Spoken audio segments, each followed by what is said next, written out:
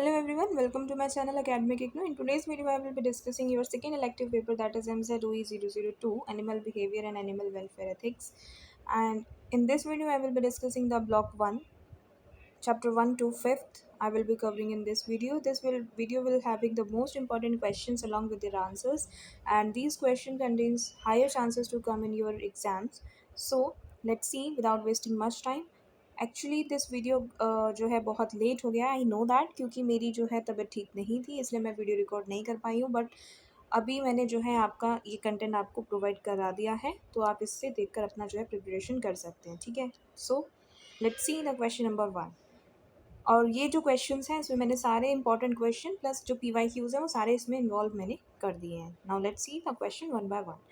Define the following terms. पहला जो हमें टर्म डिफाइन करना है वो है classical conditioning, and the second term which we have to decide discuss is operant conditioning, ethogram, unconditioned reflex and then FAF।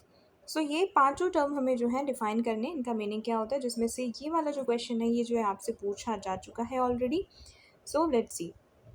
Classical conditioning is a type of learning in which an animal or a human learns to associate a previously neutral stimulus with a stimulus that naturally produces a response। ठीक है, तो वो होती है हमारी classical conditioning की, जिसमें जो स्टिमुलस है वो क्या है, न्यूट्रल है। उसको कोई भी एनिमल जो क्या है वो नेचुरल स्टिमुलस के साथ जो है स्टिमुलेट कर दे। फॉर एग्जांपल इसमें हम आगे देखेंगे पावलोव्स कंडीशनिंग के बारे में डिटेल में हमें पढ़ना है। इसमें क्या होता है ना, जो डॉग होगा वो हमारा फूड के आने के बाद सेलिवेट करना स्टार्ट कर देगा, मतलब सलाइवा का प्रोडक्शन करना स्टार्ट कर देगा। बट जो स्टिमुलस हैं उसके लिए न्यूट्रल होंगी, वो उनके लिए कोई कंडीशन वो प्रोवाइड नहीं करेगा इनिशियली। बट जब उसको फूड के साथ वो हम इनिशिएट करना स्टार्ट कर देंगे तो वो न्यूट्रल कंडीशन स्टिमुलस को भी जो है अपना नेचुरल स्टिमुलस यानी कि फूड के साथ कनेक्ट करके अपना रिस्पॉन्स देना स्टार्ट कर देगा, तो उसको बोला जाता है हमारा कंडीशनल क्लासिकल कंडीशनिंग। ठीक है, ये हमारा पावलोव से हम जो है नीचे जाके हम देखेंगे कि कैसे कैसे ये चीज़ें होती हैं। Next is operant conditioning. Operant conditioning is a learning process in which the behaviour is shaped by the consequences such as reward और punishments. It was introduced by BF Skinner. ठीक है, इसमें क्या होगा ना, हम जो है जो भी एनिमल होगा उसको बिहेवियर के बारे में सिखाएंगे बाय गिविंग द कॉन्सिक्वेंसेज, मतलब या तो उसको रिवार्ड देंगे अच्छी चीज़ के लिए, और अगर हम ये चाहते हैं कि वही चीज़ ना करे तो उसको उस चीज़ के लिए पनिशमेंट देंगे। सो ये वाला जो हमारा फिनोमेना है इसको बोला जाता है ऑपरेंट कंडीशनिंग। इसका एग्जाम्पल होगा a rat learns to press a lever to receive food और अवॉइड अ शॉक। जो रेट होगा उसको एक बॉक्स में डाल देंगे जिसमें हम जो है एक लीवर लगा देंगे, मतलब उसको अगर उसकी पनिशमेंट से बचना है रेट को, तो वो क्या करेगा, कॉन्स्टिट्यूएंटली क्या करता रहेगा, मूव करता रहेगा, और उसको इसी मूवमेंट के वजह से जो है फूड मिलेगा, और इसी मूवमेंट की वजह से वो पनिशमेंट से जो है वो क्या होगा, वो बच पाएगा। So this is your example of operant conditioning. Everything you will write in your exam, please try to write along with your examples, क्योंकि ये जो लेक्चर पेपर होते हैं ये एग्जाम्पल्स के साथ ही आप लिखोगे, तभी एक फॉर्मेट होता है, तभी आपको जो है प्रॉपर मार्क्स मिलेंगे। Next is ethogram. Ethogram is a catalog or inventory of all distinct behavior exhibited by a particular animal species in its natural environment. ईथोग्राम क्या होता है ना, जितने भी हमारे डिस्टिंक्ट बिहेवियर होते हैं जो हमारे पर्टिकुलर स्पीशीज के थ्रू हमारे एक्सप्रेस किए जाते हैं in the natural environment are known as ethogram. ठीक है, इसी को हम यूज़ करते हैं इथोलॉजी में। इथोलॉजी क्या होता है, study of animal behaviour in the natural environments to systematically record and analyze their behavior. Now the next is unconditioned reflex. Unconditioned reflex में हमारा क्या होगा, it is an innate, automatic and involuntary, that means खुद हमारा जो है उसके अंदर ऑटोमेटेड होगा, हम उसको नहीं इंड्यूस करेंगे। इन्नेट मतलब बाय बर्थ रहेगा अंदर, और इन्वॉल्यूंट्री मतलब नॉट इन आवर कंट्रोल, हो जाएगा एकदम से। जैसे अगर कोई गर्म चीज़ आती है तो आपका हाथ तुरंत पीछे हट जाता है, आप सोचते नहीं हो कि मैं हाथ हटाऊं या ना हटाऊं। So that is unconditioned reflex. इसमें क्या होगा, रिस्पॉन्स हमारा तुरंत आएगा to specific stimulus that doesn't require any prior learning और एक्सपीरियंस। ठीक है, एग्जाम्पल इसका क्या होगा, salivating when the food is placed in the mouth और pulling your hand back from the hot object. So ये हमारा अनकंडीशनड रिफ्लेक्स हो गया। Now the third is fixed action pattern. Fixed action pattern हमारा क्या होगा, it is a sequence of an instinctive unchangeable behavior triggered by a specific stimulus called a sign stimulus और a रिलीजर। तो आपको sign stimulus और रिलीजर के बारे में पूछ लेंगे। ये वो स्पेसिफिक स्टिमुलस होती हैं जो क्या कर दें, हमारा कोई भी रिस्पॉन्स को या फिर कोई भी बिहेवियर को ट्रिगर कर दें, दैट इज़ अनचेंजेबल, जिसको आप रिवर्स नहीं कर सकते। और क्या होगा, इंस्टिंक्टिव, मतलब अपने आप को हमें ये पता है कि अगर ये आएगा तो हमें ये चीज़ करनी ही करनी है। एग्जाम्स आएंगे, सो आपको पता है ना, पढ़ के ही जाना है एग्जाम में, बिना पढ़े आप नहीं जाओगे एग्जाम्स के अंदर। इसका एग्जाम्पल हमारा होगा goose rolling an egg back into its nest using a stereotyped movement even if the egg is removed during the action।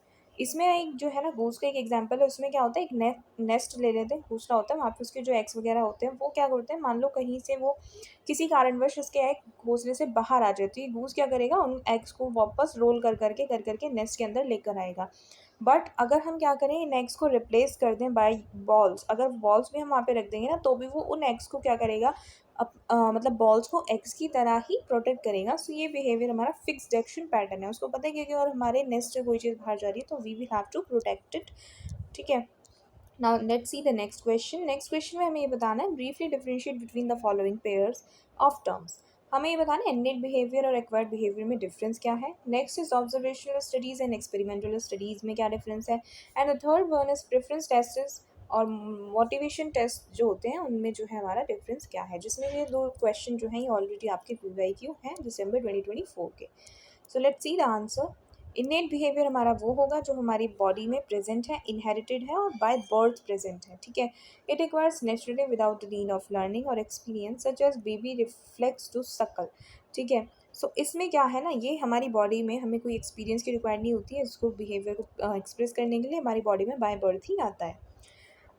लेकिन एक्वायर्ड बिहेवियर हमारे वो होंगे जो हमारे क्या हैं, लर्न होंगे through the interaction with environment and through the training experiences, like dog learn to sit और कमांड। ठीक है, जैसे जो कि हमारे फोर्सेस वगैरह में जो डॉग्स वगैरह होते हैं, ठीक है, तो उनको प्रॉपर ट्रेनिंग दी जाती है कि कैसे कंडीशन में कैसे बिहेव करना है। सो वो वाले जो बिहेवियर होंगे वो कैसे होंगे, एक्वायर्ड। ठीक है, after training you will acquire such behaviours. Next is observational studies and experimental studies. Observational studies involves watching animals in their natural or controlled environments without interfering।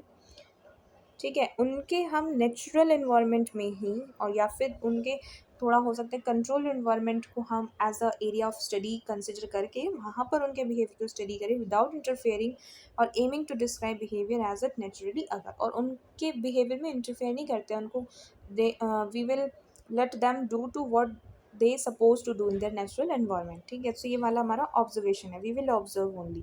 Experimental में हम क्या करेंगे, कुछ हम मैनिपुलेट कर देंगे वेरिएबल्स को, या तो कुछ हम अलग से किसी ऑब्जेक्ट को, फॉरेन ऑब्जेक्ट को प्लेस करके फिर उसके जो बिहेवियर को स्टडी करें to test specific hypothesis and observe cause and effect relationship under the control conditions.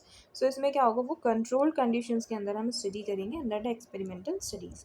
Now the third question which we have to answer is preference test and motivation test. देखो, preference test में हमारा क्या होगा, इसमें हम ये find out करेंगे कि which option an animal chooses when given alternatives indicating what it prefers और likes. Suppose you will have two cakes, ठीक है, मान लो एक वेनिला केक है, एक चॉकलेट है, सो वो what ever the flavour you prefer, तो वो हमारा प्रेफरेंस में हो जाएगा। बट मोटिवेशन टेस्ट में हमारा ये होगा how much effort you are putting to get that thing.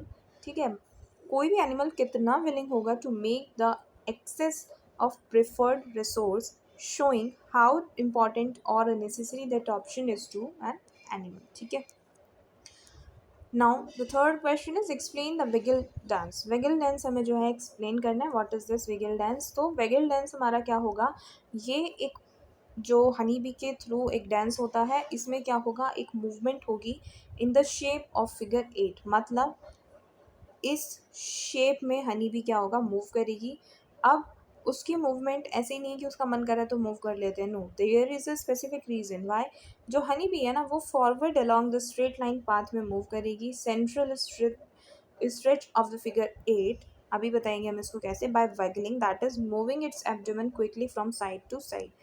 अब इंटरप्रिटेशन क्या होते हैं इस डांस के, क्या इसका इंपॉर्टेंस है, इसमें क्या होगा ना, जो लेंथ होगी हमारी central stretch of 8 denotes the distance of food source. तो पहला तो हमें डिस्टेंस पता चल गया कि भाई कितनी दूर हमारा खाना है।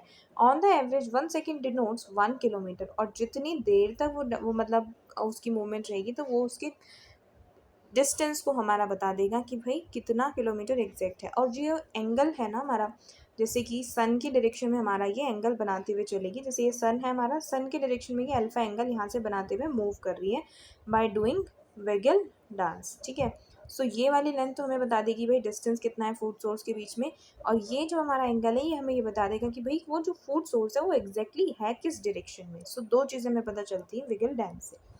Now the fourth question is differentiate between the following. हमें क्या करना है, दो चीज़ों में डिफरेंस बताना है, primary and secondary orientation, and the second is orthokinesis and klinokinesis. So पहले देख लेते हैं ओरिएंटेशन क्या होता है। Orientation is defined as the capacity and activity of controlling location and attitude in space and time with the help of exogenous and endogenous stimulus। ठीक है, ये क्या होगा, ये एक्टिविटी होगी हमारी of controlling location and attitude in space and time. इसमें हम क्या कर रहे हैं, कोई भी जो बिहेवियर है उसको किस तरह से हम कंट्रोल कर रहे हैं बेस्ड ऑन स्टिमुलस, और स्टिमुलस हमारी एक्सटर्नल और इंटरनल दोनों हो सकती है। Now let's C primary orientation में क्या होगा और सेकेंडरी ओरिएंटेशन में क्या होगा, जो हमसे क्वेश्चन में पूछा था। अब इन्होंने बोला है प्राइमरी ओरिएंटेशन में जो होगा, जो बॉडी की पोजीशन है in the space either in stationary और in moving, that is the normal posture either in stationary और in moving.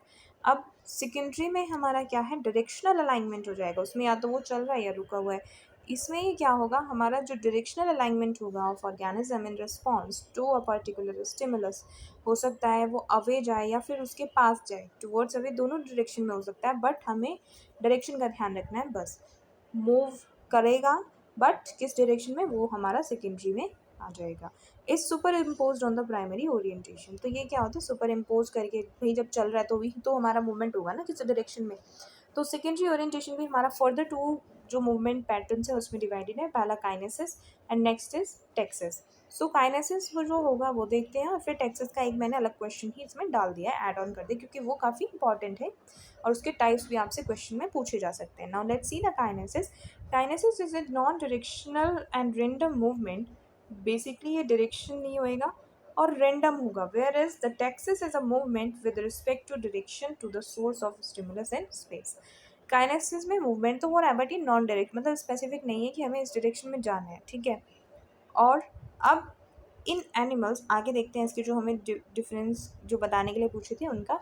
In animals the speed of locomotion changes with the change in its intensity of its stimulus and the accumulation of kinetic energy in the animal. This form of kinesis is known as orthokinesis। and जब हमारा animal change करे the direction, ठीक है, इसमें क्या था, हमारी speed locomotion की चेंज होगी, किसके साथ चेंज होगी भाई, जब हमारा इंटेंसिटी बढ़ेगी। मान लो इंटेंसिटी ज़्यादा है तो स्पीड भी बढ़ रही है। मान लो आपका जो शेर आ रहा है अगर आपके पीछे, तो आप थोड़ा बहुत ही तेज़ दौड़ोगे ना, लेकिन अगर हो सकता है आपके पीछे कोई डॉग पड़ गया है तो आप इतना तेज़ ना दौड़ो, हालांकि दोनों केसेस में दौड़ोगे आप। ठीक है, सो ये हमारा इंटेंसिटी में डिपेंड करेगा कि स्पीड ऑफ लोकोमोशन हमारी कितनी रहेगी। Some animals change the direction of the movement based on the intensity of stimulus। इसमें क्या है, डायरेक्शन चेंज कर देते हैं स्टिमुलस के आने से। मान लो आपको ऐसा लग रहा है कि यहाँ पर कोई प्रेडेटर है, ठीक है, आप प्रे बन सकते हो अगर किसी चीज़ का, तो आप क्या करोगे, इस डायरेक्शन में नहीं जाओगे ना, तो आप डायरेक्शन चेंज कर दोगे। सो क्लिनोकाइनेसिस में क्या होगा, change in the direction based on the intensity of stimulus. जहाँ पर आपको ऐसा लगेगा कि यार यहाँ से जो प्रेडेटर है उसकी आवाज़ बढ़ती जा रही है, तो आप उस डायरेक्शन में से अपने डायरेक्शन चेंज कर लोगे। Now next question is explain the taxes and its types. Taxes is the animal orientation and movement with respect to the direction of source of the stimulus in the space. This orientation or movement may be towards or away at an angle from the stimulus, जैसा कि हमने अभी ऊपर देखा ही था। According to the perceived stimulus, कि stimulus किस तरह का आया है उस बेसिस पे हमने इसको डिवाइड किया हुआ है in various types such as phototactic, जो हमारा लाइट के बेस पे है, हमारा क्लासिफिकेशन है, थर्मोटेक्सिस टेम्परेचर, हाइग्रोटेक्सिस हमारा ह्यूमिडिटी, कीमोटेस्ट, geotaxis, anemotaxis air currents important है, rheotaxis water that is also important, and menotaxis etcetera. आगे कुछ हमारे जो है कन्फ्यूजिंग भी है, हालांकि आपको लगेगा कि ये दोनों सेम नाम है, तो ये भी जो क्वेश्चन है ये आप इंपॉर्टेंट मार्क कर लीजिएगा। हो सकता है डिफ्रेंशिएट की फॉर्म में कोई सा भी एक पार्ट आपको ये जो है दे दें। So this question is important for differentiate वाले जो क्वेश्चन होते हैं उनमें। ठीक है, सो इसको प्रिपेयर करके जाइएगा अलग से specially. Now let's see klinotaxis में हमारा क्या होगा? Klinotaxis, the animal compares the intensity of stimulus by alternate lateral movements of the part of all of the body. इसमें क्या है, इंटेंसिटी को लेटरल मूवमेंट के बेसिस पे वो क्या करेगा, कंपेयर करेगा। Such an orientation occurs in the organism Euglena and which have single receptor. Tropotaxis में क्या होगा, इसमें हमारे पेयर्ड रिसेप्टर्स की वजह से ये परसीव करेगा स्टिमुलस को, एंड जो सारे पार्ट्स हैं वो क्या करेंगे, इक्वली स्टिमुलस को लेंगे and enabling them to move in the straight line. इसका एग्जाम्पल हमारा देखने को मिलता है हमें प्लानिरिया के अंदर। टीलोटेक्सिस में हमारा तब होगा जब animals they given a choice between the two stimulus, तो इसमें क्या होगा, टीलोटेक्सिस देखने को मिलेगा। This type of orientation is seen in honey bee and is achieved by making choices and moving towards any one stimulus. Now menotaxis में हमारा क्या होगा, मीनोटैक्सिस में हमारा involves the orienting the angle of source of stimulus. For example waggle dance में जो हमने देखा था, honey bee scouts keep changing their angle of straight run in accordance of their movement to sun. This is memorized by foraging bees. While the watching the dance in vertical surface of the comb, this helps the foragers to fly from their hives to the flower and maintaining the constant angle to the sun. Thus, this kind of orientation is also commonly called as compass orientation. Now next is नीमोटेक्सिस। नीमोटेक्सिस में हमारा क्या होगा, memory होगी, memory movement हो रहा होगा इसमें। मतलब जो हमारी, मान लो जो भी हमारी बहनी भी है या फिर फॉरेजिंग वेस्ट वगैरह है, वो अपना खाना कलेक्ट करने के लिए बाहर जाती हैं, अपने नेस्ट को छोड़ के रहेंगी, तो उसको मेमोराइज करने के लिए वो एक कोई गूगल मैप तो यूज़ नहीं करेंगी, तो वो उस मैप को मेमोराइज करने के लिए, लैंडमार्क सराउंडिंग मेमोराइज करने के लिए इस को यूज करती है। और कैसे करेंगे, this aids in accurately orienting themselves when they return to the nest. Many other insects and such as ants use memory to follow the traits their nest mates have left when traveling. सो वो memory के basis पे जो है अपना mapping करके रखते हैं कि भाई ये हमारा रूट था, हम इससे आए थे और ये हमारा नेस्ट का रास्ता है। Now, next question is, what is an instinct? Give example. So you will have to explain the instinct along with your examples. And next, this question can be asked in the form of, what are instinctive behaviors? Give a suitable example for the same. So let's see. Any behavior performed by an animal on the first encounter, very important, with the stimulus without any need of learning is termed as instinct. For example, अगर मान लो आपका कोई भी stimulus ऐसा है जो आप first time experience कर रहे हो, सो आप क्या करोगे, उसके पास कुछ रिस्पॉन्स करोगे ना रिलेटेड टू दैट स्टिमुलस, तो वो क्या हो गया, एक्सटिंक्ट हो गया। ठीक है, जैसे कि आपको पता है कि अगर कोई चीज़ कहीं पर आग लग जाए तो आप क्या करोगे, वहाँ से वैकेट कर दोगे उस स्पेस को। ठीक है, तो वैकेट करने के उसको आपको ये नहीं है कि पहले आप वो हो चुका है तो आपको पता है, नहीं, वो हमारा क्या है, इंस्टिंक्ट है। वी नो दैट कि अगर फर्स्ट इनकाउंटर भी होगा तो भी हम ऐसे ही करेंगे, उसके लिए हमें कोई नीड ऑफ लर्निंग की ज़रूरत नहीं है।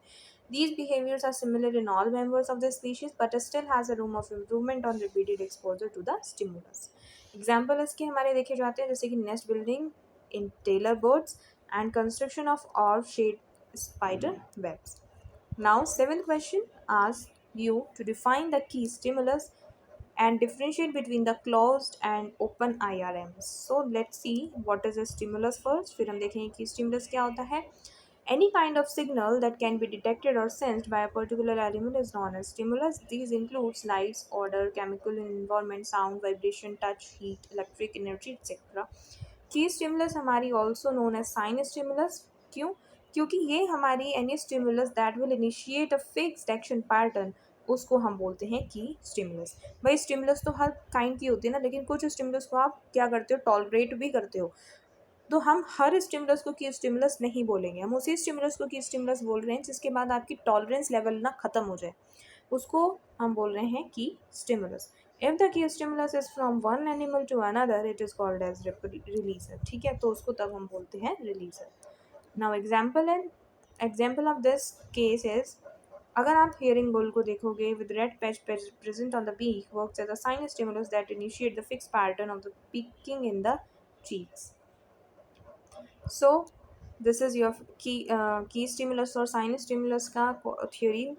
When the sinus stimulus is detected by the receptor present on the animal body, it will initiate a neural network that will provide the fixed action pattern, which is in response to that key stimulus. This whole network of complex single transmission from environment to the brain to the animal body results in innate releasing mechanism, ठीक है। Innate releasing mechanism मतलब खुद से वो आ रहा है, fix pattern है, इन्नेट है, you just don't need to acquire that. अब इसमें कुछ हमारे क्लोज होते हैं, कुछ हमारे ओपन होते हैं। अब ये क्लोज वाले क्या हैं, ये एक लूप पे हमारे होंगे, मतलब एक के बाद एक, एक के बाद एक, एक के बाद एक हमारे रिस्पॉन्सेज आते रहेंगे, तब तक आएंगे जब तक हमें उसका जो डिज़ायर्ड पैटर्न है वो ना अचीव हो जाए। So they are program pre-programmed fixed motor pattern that become functional as soon as a sign stimulus initiate neural circuitry, and thus they are unchangeable in response to the environment. These includes mini courtship signals and its responses. ठीक है, so ये क्या होता है, एक behaviour loop पे चलता रहता है। This behaviour during the courtship is perform like a song playing on a loop. किसके थ्रू ये परफॉर्म किया जाता है, male rufous grasshopper performs this activity form a variety of courtship behavior that includes head rocking, antenna flicking, and stridulation and loud songs. Open I R AIIMS में हमारा क्या होगा, open I R AIIMS में ये जो species है ये instinctive behaviour को शो करेगी, that is being performed on the first time when is expose to the stimulus and can be modified और improve with the multiple exposures and interactions. So उनको जो हमारे फर्स्ट टाइम परफॉर्म्ड हो रहे हैं उनको हम बोलते हैं ओपन आई आर एम्स, ठीक है, इन्नेट रिस्पॉन्स मैकेनिज्म्स। सो इसका कुछ हम एग्जाम्पल देखते हैं। एग्जाम्पल इसका जो 1969 में हेलमैन ने मल्टीपल एक्सपेरिमेंट्स परफॉर्म किए थे on the laughing gull chicks. In such experiment ही expose them to cardboard model of laughing gull and herring gull. तो उसमें परफॉर्म करके उन्होंने इसको प्रूव किया था।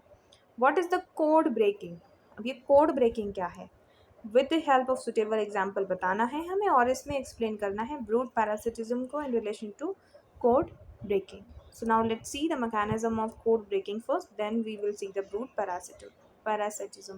So mechanism of duplication of one species sign stimulus or stimulus by another to take the advantage of the first species is known as code breaking. भाई दो species के बीच में मान लो कोई कोड चल रहा है और उसकी स्टिमुलस को क्या कर लो, आप चोरी कर लो और फिर उसको परफॉर्म करो, तो वो हमारा क्या है, कोड ब्रेकिंग है। हमने कोड ब्रेक कर लिया और now we are tricking the another animal by behaving its counterpart. So इसमें एग्जाम्पल होंगे include the brood parasitism and mimicry. देखते हैं अभी ब्रूड पैरासाइटिज्म में क्या होगा। ये जो है ना आपकी जो कुकू बर्ड होती है उसमें देखने को मिलता है, बहुत कॉमन एग्जाम्पल है उसका। होता क्या है इसमें, जो मोस्टली बर्ड्स में देखने को मिलता है, जो बर्ड्स हमारी एग की रिक्वायरमेंट होती है, भाई सभी को एग की रिक्वायरमेंट है for the survive, basically parental care की रिक्वायरमेंट होती है for the sake of survival, तो वो क्या करते हैं, नेस्ट वगैरह बनाते हैं। अब ये जो हमारी बर्ड होती है ये नेस्ट नहीं बनाती है और दूसरे क्रो वाले जो नेस्ट होते हैं उसमें जाके कुकू बर्ड अपने एग को प्लेस डाउन कर देती है। So this is brood parasitism, ठीक है। So which is a daunting task, क्या डॉन्टिंग टास्क है, सर्वाइवल ऑफ देयर चिल्ड्रन, ठीक है। सो वो क्या करते हैं, few species skip this laborious works by tricking other species and take care of their offsprings. उनको फोर्स करते हैं, मतलब ट्रिक करते हैं। Chicks of parasitic species mimics the sign stimulus of forced species and mislead them to thinking their own chick. तो वो क्या करते हैं, ट्रिक करते हैं कि भाई हम आपके ही जो है वो हैं चीक्स हैं तो हमारी भी केयर कीजिए। वो ट्रिकिंग मैकेनिज्म से अपनी केयर को फॉस्टर करवाते हैं। इसका एग्जांपल मैं आपको ऑलरेडी बता चुकी हूँ, कुकू बर्ड में ये देखने को आपको मिलता है। Now let's see the next question, define mimicry and explain its type with the help of in examples. So हमें क्या करना है, मिमिक्री को एक्सप्लेन करना है। हो सकता है क्वेश्चन ऐसे पूछ रहे हैं, define between the Batesian and Mullerian mimicry. Define the account of various types of defensive mimicry. So let's see one by one. सबका आंसर जो है मैंने एक ही क्वेश्चन में जो है कवर किया हुआ है। आपको ये क्वेश्चन एक बार ऐसे भी जो है पूछा जा सकता है, डिफाइन, या फिर आपको ये बोल देंगे कि write down the evolutionary advantages of mimicry, कि भाई इसकी मिमिक्री की इवोल्यूशनरी एडवांटेजेस क्या हैं। So now let's see the mimicry first, कि मिमिक्री ही क्या होती है। Mimicry is an evolutionary adaptation in which one organism bears a resemblance to the another organisms और इनएनिमेट ऑब्जेक्ट्स। तो मिमिक्री मतलब एक एनिमल जो है दूसरे एनिमल की क्या करता है, नकल करने की कोशिश करता है इन ऑर्डर टू सर्वाइव और रिप्रोडक्टिव जो सक्सेस है उसके लिए, या फिर डिफेंस मैकेनिज्म के लिए जो है यूज़ करता है। The organism whose physiogenomics are being duplicated, जिसको आप डुप्लीकेट कर रहे हो उसको बोल रहे हैं आप मॉडल, और जो करता है डुप्लीकेट मतलब who is trying to resemble the model is known as mimic. So ये मिमिक और मॉडल आपको जो है ध्यान रख के जाना है। Now let's see the classification of mimicry इसमें हमारा जो है मिमिक्री बहुत सारे टाइप्स में जो है क्लासिफाइड है, जैसे defensive, aggressive, reproductive and not mimicry. So in this question we will see the defensive mimicry के क्लासिफिकेशन. बाकी सारी जो मिमिक्री हैं वो हम आने वाले क्वेश्चंस में देखेंगे. नाउ इसका जो हमारा पहला जो इम्पोर्टेंट जो एग्जांपल है वो है बेटेसियन मिमिक्री. इसमें क्या होगा, एक हार्मलेस स्पीशीज जो है usually imitates the harmful one. जो हार्मलेस है, जिसका कोई नुकसान नहीं होता है, यूजुअली वो क्या करेगी, हार्मफुल स्पीशीज की नकल करेगी to order in order to avoid the predators. Anti predator adaptation होता है ये. In this process the model species usually remain unaffected. मतलब जो मॉडल स्पीशीज है उसे कोई फर्क नहीं पड़ेगा, भाई ठीक है कॉपी कर लो तुम. Many species have duplicated anti-predator adaptations like presence of toxins in wasps, venom in snakes, and skunks and using obnoxious odor, bitterness in many insects larvae. Example इसका बहुत जो usually देखा जाता है वो है common barman butterfly, which mimics the unpalatable common rose butterfly. ठीक है. सो आप एक बार इनके जो है एग्जाम्पल्स गूगल पे डाल के देख लीजिएगा, आपको जो है जल्दी दिमाग में बैठ जाएंगे by your visual memory. Next जो हमारा मिमिक्री का टाइप है वो है Mullerian mimicry. In this type of mimicry two unrelated harmful और unpalatable species mimics each other aposematic pattern और use signals to warn their common predator. मान लो दो कॉमन हमारी जो है भाई स्पीशीज हैं, उन दोनों को एक ही स्पीशीज से खतरा है, मान लो इस स्पीशीज से खतरा है, तो ये दोनों मिलकर के क्या करेंगी, ऐसे सिग्नल्स जो है साथ में मिलकर वो करेंगी इसके अगेंस्ट कि ये वाली जो स्पीशीज है इनको ना हार्म पहुंचा पाए. सो ये हमारी होती है मुलेरियन मिमिक्री. ठीक है. In this both species possessed honest aposematic signals like toxin, venom, auditory signal, mutual benefit from each other's mimicry behavior. ये देखा जाता है हमारा एग्जाम्पल वॉइसराय बटरफ्लाई में, जो कि हमारे क्या होती है foul tasting to its predators and its mimic of monarch butterfly. Now the next type of example of defensive mimicry is Wasmannian mimicry. ठीक है. सो इसमें क्या होगा, जो मॉडल एनिमल है एंड मिमिक जो है हमारा वो शेयर करेंगे colony and nest where they live and are in the symbiotic relationship with each other. इसमें हमारा ये हमारा देखा जाता है वेस्मेनियन मिमिक्री. ठीक है. तो वेस्मेनियन मिमिक्री का जो एग्जाम्पल है वो है हमारा ant. Next is Vavilovian mimicry. ठीक है. इसमें हमारा क्या होगा, इस मिमिक्री में हमारा क्या होगा, जो वीड स्पीशीज है वो हमारा मिमिक करती है morphological features of domesticated plants in order to increase its reproductive success. तो ह्यूमन क्या करेंगे, वेजिटेटिव या फिर डोमेस्टिकेटेड प्लांट समझ के उसकी क्या करेंगे, केयर वगैरह करेंगे, और इसी वजह से जो वीड है वो क्या हो जाती है, ग्रो कर जाती है सक्सेसफुली. इसका एग्जाम्पल जो है देखा जाता है हमारा राई में एंड ओट्स प्लांट्स में, जो क्या करते हैं मिमिक कर लेते हैं किसको, हमारे वीट और बार्ली की मॉर्फोलॉजिकल फीचर्स को. इवोल्यूशनरी बेनिफिट्स क्या है हमारे मिमिक्री के, it is considered as positive adaptation. Defensive mimicry और ऑटो मिमिक्री जो होती है वो उसको हेल्प करती हैं प्रे से एस्केप करने के लिए.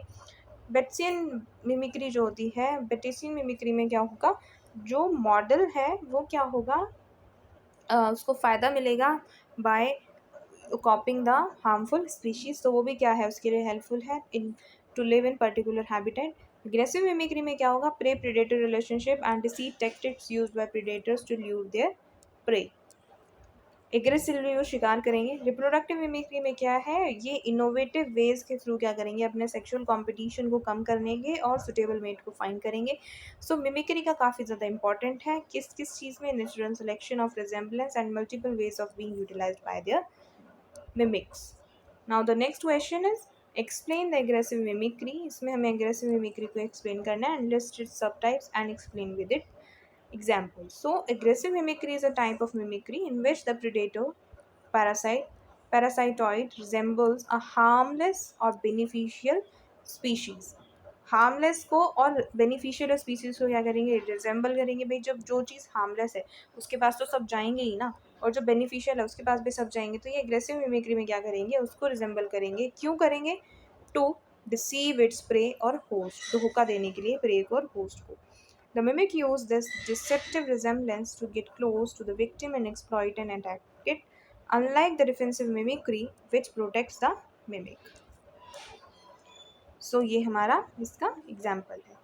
Aggressive mimicry benefits the mimic by allowing to horn and feed और रिप्रोड्यूस मोर इफेक्टिवली। ठीक है, तो ये हमारे इसके एग्जाम्पल्स थे। इसमें मिमिक को फ़ायदा हो रहा है, मिमिक को ही फ़ायदा होता है, हालांकि मॉडल को तो वो कॉपी करते हैं, वो तो या तो अफेक्टेड होगा या नहीं होगा।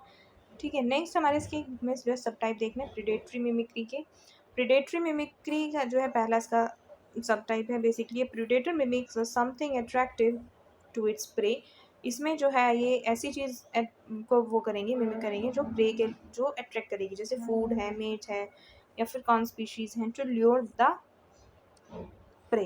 एग्जाम्पल इसके होते हैं जैसे एंजल जो फिश होती है, एंजल जो फिश होती है वो बायोलिमिनेसेंट शो करेगी on its head that mimics the small prey. When other species approach the light, they are being caught or eaten up by the predators. ठीक है, नेक्स्ट इसका जो है ये एजिलेटर स्नैपिंग टर्टल में भी होता है जो wiggles its worm like tongue to attract the fish to its mouth.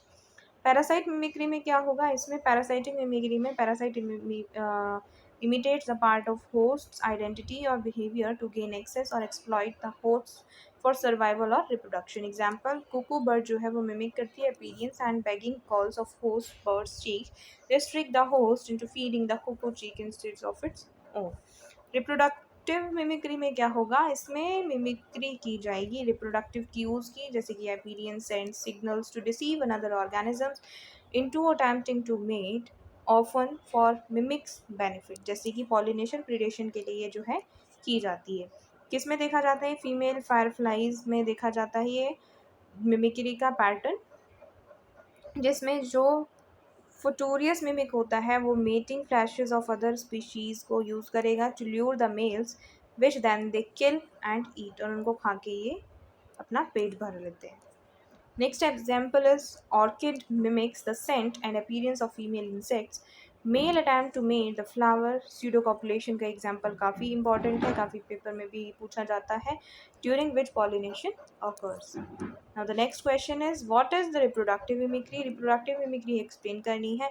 Reproductive mimicry is a biological phenomena on which an organism imitates certain reproductive signals, forms, or behavior of another species or seeks to enhance its own reproductive success.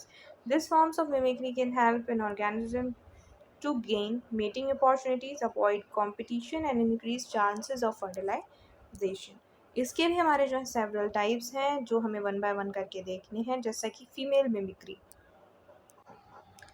अब female mimicry में क्या होगा ना, कुछ जो mails mimics होंगे वो क्या करेंगे, अपीयरेंस ऑफ फीमेल को कॉपी करेंगे to avoid detection by the dominant males and gain access to mates. अब फीमेल की जैसा अपीयरेंस करके वो फीमेल्स के साथ जो है अपना एसोसिएशन को क्या करेंगे, चांसेस बढ़ाएंगे, और डोमिनेंट मेल से भी उन्हें खतरा रहता है, वो उन्हें किल कर सकते हैं, तो उससे भी वो प्रिवेंट कर जाएंगे। एक जो एग्जाम्पल हमें देखने को मिलेगा, ये fish species like blue Gill, sunfish, smaller sneaker males resembles a female and sneaks fertilization during swamping।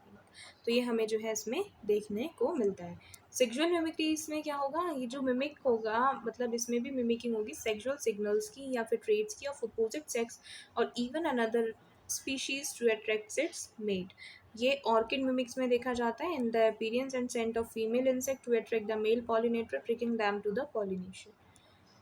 Third जो हमारा इसमें देखा जाएगा रिप्रोडक्टिव मिमिक्री में, that is interspecific mimicry. Pollination mimicry होती है, ये plant mimic certain traits of another species to deceive its pollinator into visiting them.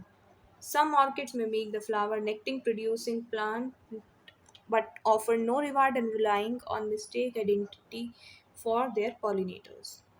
Fourth हमारा है एग्रेसिव रिप्रोडक्टिव मिमिक्री। इसमें क्या होगा, ऑर्गेनिज्म जो है वो मिमिक करेगा reproductive cues to lure other for predation rather than mating. Example, female fireflies of some species mimic the mating flashes of other species to attract and eat the mails.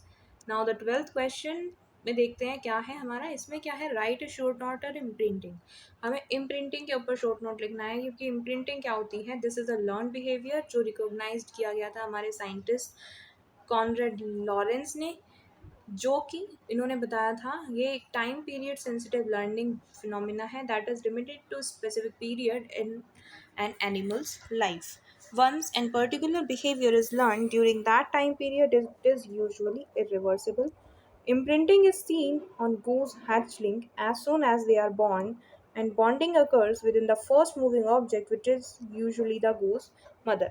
So अगर आप goose mother के hatching के time पे आप किसी भी मान लो goose species से अलग भी अगर आप स्पीशीज को रख दोगे तो जो ये गूस के जो इनबॉर्न्स होते हैं वो क्या है, उन्हीं को अपना मॉम मानना स्टार्ट कर देंगे, यानी कि जो मूविंग ऑब्जेक्ट्स हैं उन्हीं को अपनी मदर मान के बॉन्डिंग शेयर करेंगे। नेक्स्ट जो ये है इम्प्रिंटिंग, ये हमें जो है सेंसिटिव पीरियड के लिए भी देखी गई है। गूज हैचलिंग में could be experimentally imprinted on the wrong mother. जब हमने रॉन्ग मदर को प्लेस किया था तो उन्होंने उसको मदर की तरह अपने माइंड में इम्प्रिंट कर लिया था। It is an important eliciting care and developing species identify in their hatcheries. 13 question में इसमें बताना है associative learning and its types.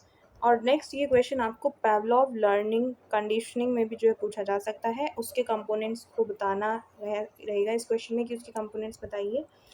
Next ये क्वेश्चन आपको इस तरह से भी पूछा जा सकता है, differentiate between the unconditioned response and conditioned response. So now let's see the associative learning first. की एसोसिएटिव लर्निंग क्या होती है? It's type of learning where an animal learns to link और associate two different stimulus and behave accordingly. तो associative learning आपको I hope समझ में आ गई है। This is very well studied experimentally and sub classified under the classical conditioning and operant conditioning. Question 1 में ही हमने इन दोनों को जो है देख लिया था, यहाँ डिटेल में देखते हैं। क्लासिकल कंडीशनिंग का पहले देखते हैं हम। Classical conditioning is a type of learning where a neutral stimulus is paired with an innate reflex of an animal. जैसे कि हमने फूड को जो है लिंक करा था फूड देने वाले इंसान के साथ। अभी देखेंगे एग्जाम्पल्स में, बहुत डिटेल में ये क्वेश्चन में कवर करना है क्योंकि ये आपको ज़रूर आएगा पेपर में। So let's see. Unconditioned response में हमारा क्या होगा? सेलिवेशन टूवर्ड्स फूड, मतलब इसमें सिर्फ हम फूड दे रहे हैं, अनकंडीशन है, कोई कंडीशन नहीं लगाई हुई है। तो ये हमारा केस 1 है। नेक्स्ट एक्विजिशन में क्या होगा? इसमें हम क्या कर रहे हैं? एसोसिएशन बनाने की कोशिश कर रहे हैं between sound of bell and food. कि फूड देते टाइम में जो बेल है या फिर जो एक साउंड है उसको हम क्या कर रहे हैं? एसोसिएट करवाने की कोशिश कर रहे हैं। थर्ड हमारा क्या है? Condition response. कंडीशन रिस्पॉन्स में हम क्या कर रहे हैं? Salivation towards bell. मान लो बेल बजाएं और फिर उसको बेल बजाते ही ये आइडिया लग जाना चाहिए कि अब खाना आ रहा है। इसमें दोनों को हम साथ में दे रहे हैं, तब उसे पता चल रहा है कि अच्छा खाना आया है, बेल बजी, अब खाना है। इसमें सिर्फ बेल बजी और तभी उसको पता लग जाए कि भाई अब खाना मिलने वाला है। सो ये इन दोनों का डिफरेंस है। कंपोनेंट्स क्या होंगे क्लासिकल कंडीशनिंग के? अनकंडीशनड स्टिमुलस में क्या होगा? The stimulus which are naturally produce a response. Now we consider Pavlov's experiment. Unconditioned stimulus is represented by food. Unconditioned response में क्या होगा? The response produced for unconditioned stimulus is conditioned response. Every time dog sees or eats food, it salivates, which in turn a case of unconditioned response. So जो unconditioned response था वो हमारा क्या है? यहाँ पर आएगा जब भी हमारी नेचुरल स्टिमुलस उसको दी जाएगी। अब न्यूट्रल स्टिमुलस क्या है? The sound of bell is an initially a neutral stimulus for dog. क्योंकि भाई ये न्यूट्रल है ना, बेल से उसको क्या पता है क्या लेना देना है, तो ये न्यूट्रल स्टिमुलस होगी। Dog normally do not produce live in response to only ringing the bell. But अब हम क्या करें? कंडीशनड स्टिमुलस में बेल को भी एसोसिएट कर देंगे फूड के साथ। Let's see. Once the animal associate the neutral stimulus with the unconditioned stimulus, it will start giving the same response to the neutral and conditioned stimulus, that is food. Concept and evolution stimulus as it gives the unconditioned stimulus. Now when bell is rung along with the sight of food, after a period of time dog will start to salivate just the sound of bell also, क्योंकि उसने क्या कर दिया? Link कर दिया, भैया bell बज गई, अब खाना मिलने वाला है। At this point of time, the sound of bell, unconditioned response, the dog salivation in response to the food, neutral stimulus, the sound of bell, conditioned stimulus, sound of bell, and conditioned response, salivation. अभी condition response क्या है? Condition लगा के जो response है उनको condition response दे दिया है। ठीक है, saliva produce in response to sound of bell is a conditioned response. Acquisition में क्या होगा? The stage in the conditioning response when dog learns to respond for conditioned stimulus is called acquisition. अब उसके दिमाग में ये बैठ गया है कि भैया बेल बज रही है तब भी मुझे क्या करना है? रिस्पॉन्स शो करना है। एक्सटिंक्शन में क्या होगा, जब हम क्या कर दें, कंडीशनड स्टिमुलस को रिमूव कर दें और जो डॉग है वो वापस हमारी अनकंडीशनड स्टिमुलस के लिए ही रिस्पॉन्स शो करे, तो हमारा जो हमने लर्न करवाया था उसको बिहेवियर बेल पे भी रिस्पॉन्स देने का, वो क्या हो जाएगा, एक्सटेंशन को शो करना स्टार्ट कर देगा. This is known as extension. In Pavlov's experiment, when he stops ringing the bell with the food, the time over dog stops salivating for the sound of bell. They now only salivate for food. और spontaneous recovery भी इसी process को बोलते हैं. जब extension हमारा धीरे धीरे हो रहा होता है, पूरी तरह से नहीं हुआ है बट स्टार्ट हुआ है, तो उसको हम बोलते हैं spontaneous recovery. It is usually weaker then the original condition response. Now let's see the next question. Explain the operant conditioning with an example. So हमें क्या करना है, operant conditioning को explain करना है. This is a type of learning where consequences of a behavior define whether it will be performed by an animal or not. Animal learns to operate in an environment and behave to either get reward or to get punishment. या तो भाई punishment मिलेगी या फिर reward मिलेगा. इसको हम law of effect के नाम से भी जो है पढ़ते हैं. The law was first introduced in 1898 by Edward Thorndike, which become foundation of behavioral conditioning. This philosophy principle says that the response which produce desirable results in given situations will be repeated by an organism. जो desirable results देंगे वो repeat किए जाएंगे, लेकिन जो response उससे undesirable या फिर अनकम्फर्टेबल रिजल्ट्स देंगे वो उससे रिपीटेड नहीं किए जाएंगे, अवॉइड किए जाएंगे. बस यही इन्होंने बताया था. इसको आगे कंफर्म कर मतलब प्रूव करने के लिए स्किनर ने एक एक्सपेरिमेंट किया था रैट्स के ऊपर, जिसमें उन्होंने उसका बिहेवियर स्टडी करा था. एक बॉक्स के अंदर सेटअप बनाया था जिसमें उसने इस लॉ को एनालाइज किया था. ठीक है. उन्होंने क्या किया था, अकॉर्डिंग टू स्किनर भी देख लेते हैं. उन्होंने क्या किया था, यूटिलाइज किया था knowledge of operant conditioning and balancing enforcement and punishment. Extremely complex behavior can be produced in an animal. In the most animals, including human, learned behavior can be shaped by encouraging the desired results and discouraging the undesired behavior, like punishment. So this is all in this video. You have covered all the important question of block 1. If you like the video, then please press the like icon and subscribe to my channel to get more such interactive videos. Thanks for watching.